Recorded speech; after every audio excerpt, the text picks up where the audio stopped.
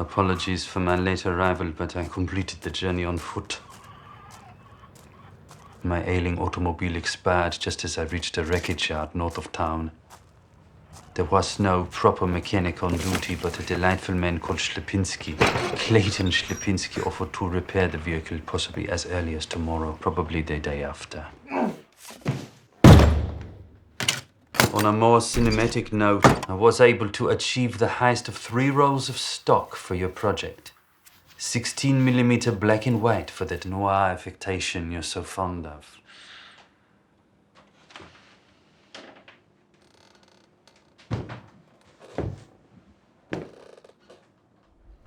Something of significance has transpired here.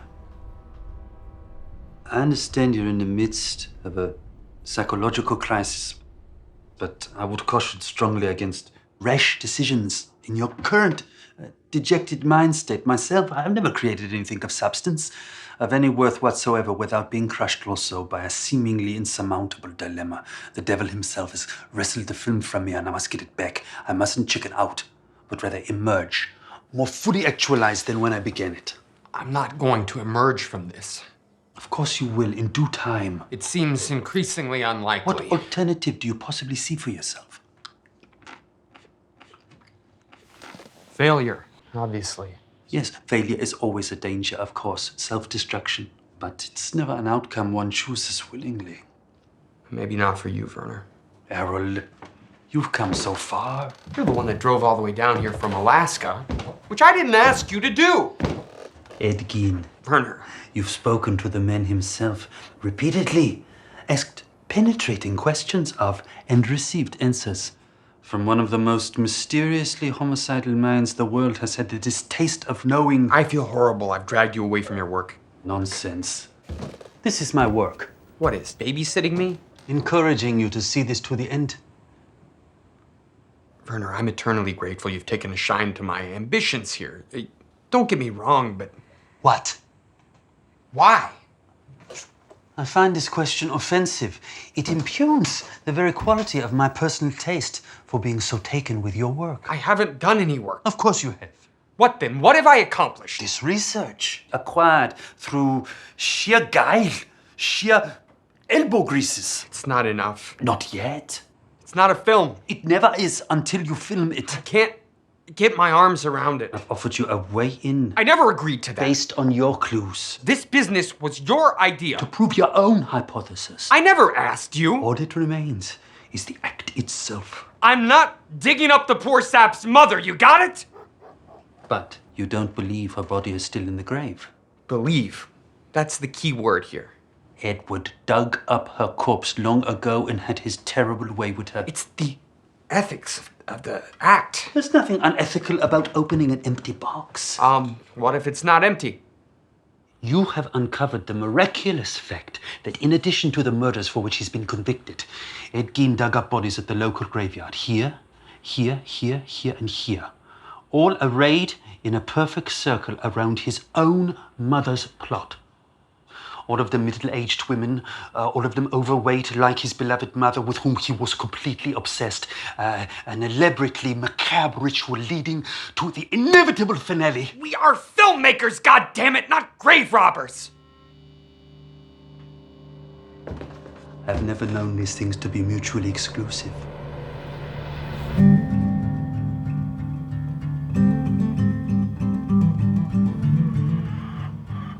Do yourself a favor. Try to look a chicken in the eye with great intensity. The enormity of the stupidity looking back at you, it's just amazing. And so that's the house he grew up in then. Gein.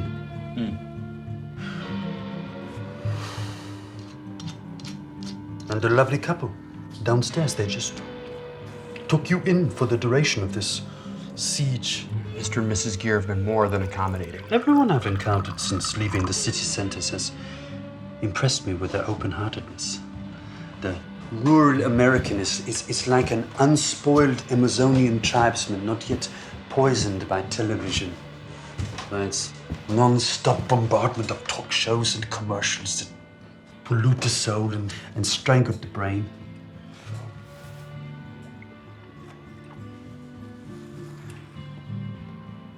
find myself quite enchanted by this place, by its romantic desolation. It's opposite of the jungle, open, empty. Yet a jungle still. You know, if you're not gonna produce your film here, And what? I may well make plans to return. Here? That's right. To Plainfield? Why not? You wouldn't. What? Shoot your location? What would you possibly shoot out here? My immigrant story? Maybe the one I'm writing for Dirk Bruno. About the street performer who comes to America.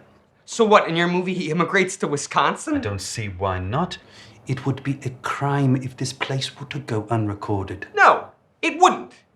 You want to commit a crime, steal one of my characters, okay? Ed Gein, here you go. You can have him. You know, that's a conceivably forgivable offense. But to steal a landscape?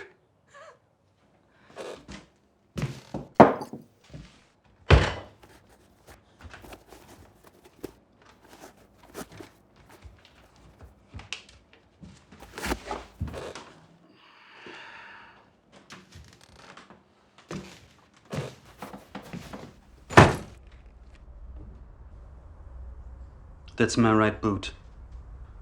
When you premiere a finished film, if you've got the guts, I will follow you back to Berkeley, at which point I will consume it. You'll eat your shoe? Publicly.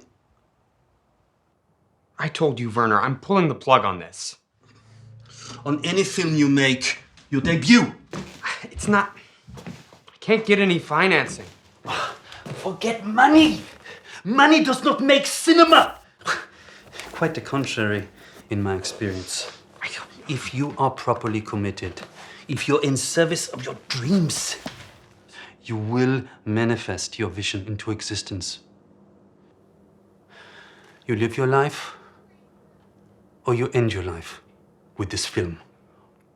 Why are you still goading me about this? You gave up your scientific studies and your philosophy degree. You put down your cello and abandoned the writing of 2 different books. 3, actually. This isn't even the first serial killer obsession you've invited me to help you chase down. I didn't invite you. Perhaps not this time. But what of Herb Mullen and John Linley Fraser and Ed Kemper? You know what?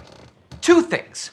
You just drove across the country to get here, so don't go putting this prurience all on my side of the plate, okay? And secondly, Edmund Kemper. Kemper was a completely different subject. I hardly see how the 2 are related. Kemper was...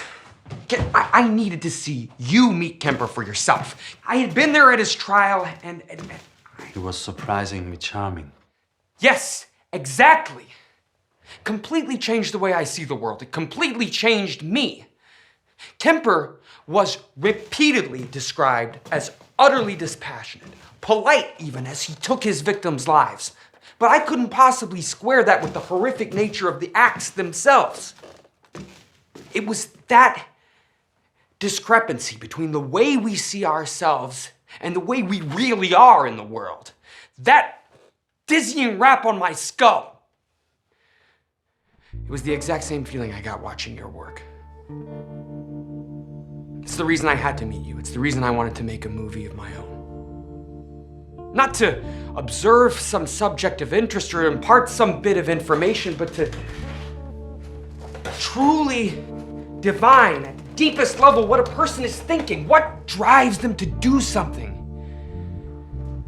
To understand how they see the world and to create an electric dynamic in the showing of it between the persona on screen and each individual audience member watching in the theater.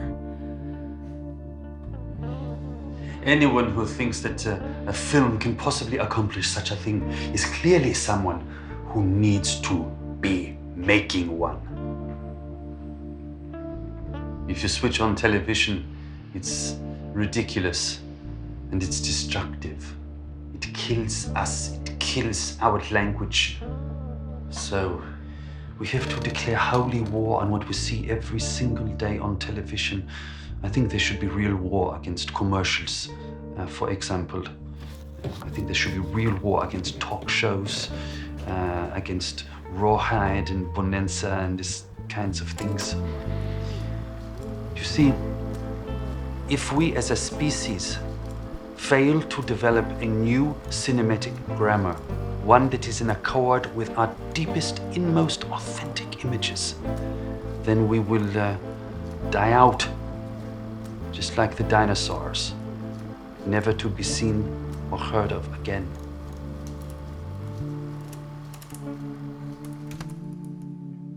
And you think I could possibly help with that? I have a strong inkling, yes. Geen is not it. Geen never was.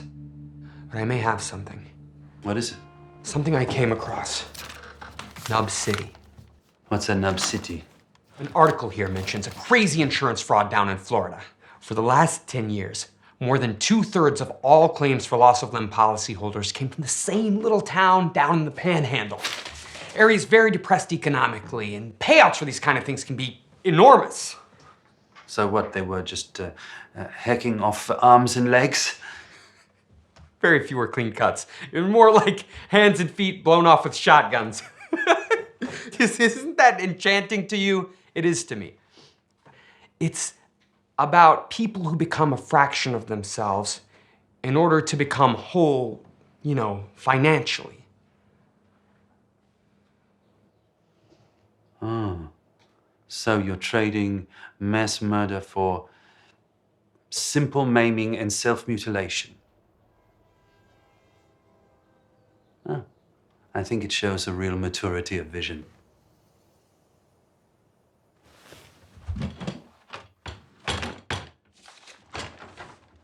What's that?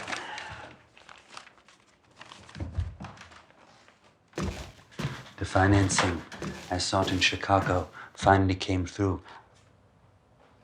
I have total discretion over its allocation. That's $2,000. Should be more than enough to fund a research trip to Florida. See what you can find out about this Nub City. Don't! Money doesn't make cinema. So someone once told me.